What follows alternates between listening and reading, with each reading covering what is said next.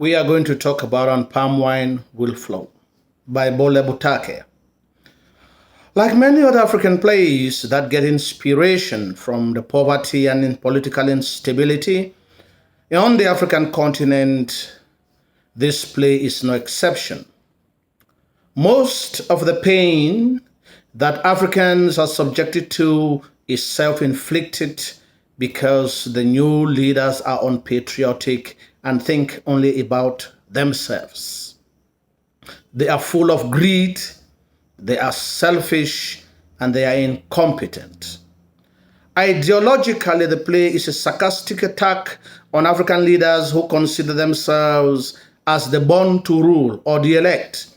It attacks the betrayal of the masses by the leaders and the privation of their rights. When the new African countries got independence, their people celebrated, thinking that they had been liberated. In effect, their new leaders are simply puppets that are controlled by the imperialist and the colonialist power. And they are even worse than the colonizers. The play questions authority, greed, corruption, and totalitarianism. Leaders have become despots and do whatever pleases them and those who support them or their cohorts. The new leaders surround themselves with yes men or bootlickers who do everything to keep them in power. In return, they get favors from these leaders and they are unable to raise their voices. Nevertheless, the masses are humiliated, brutalized, and those with dissenting voices who oppose these leaders are either killed, imprisoned, forced to go on exile, or are simply made to disappear. Consequently, the population lives in despair, helplessness. And the irony is that African leaders are more bloodthirsty, murderous, and ruthless than the imperialists.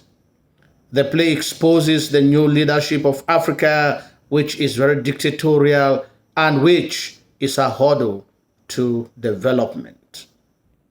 Consequently, there are new nations that have nothing to celebrate. These new nations lack infrastructure, and their youths are disillusioned because there's lack of employment, and they are not economically empowered. In order to put across the message, Butake uses ritualization. Palm wine is at the center of every action, and it is also responsible for the conflicts that take place in the play. Ritualization symbolizes an element of empowerment to the masses. The chief priest summons the gods and the ancestors to empower Kibaranko and the earth goddess to cause havoc at the palace and lead a revolution respectively. The play is about the abuse of power because of irresponsible leadership. Nevertheless, the play calls on societal conscience to give women an opportunity to contribute positively to the development of the new countries. In effect, we are talking about women's emancipation. Men have become simple hand clappers who cannot stand to their feet and who also help the leaders to perpetuate bad governance. Women, therefore, have become agents of change as seen through the women who rise to tell the phone that enough is enough. The women want to be ruled by a collegial rulership where everyone's voice will be heard. In this way, this type of government will guarantee social justice, it will guarantee people's liberties, and it will also guarantee freedom. Africans in general want genuine democracy so that they can be responsible for the decisions that they take and how they want their lives to be run, instead of their lives to be run by a single individual.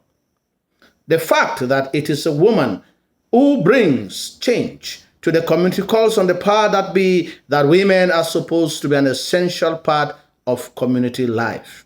It is time for women to be empowered politically and economically to bring positive change in the societies in which they find themselves.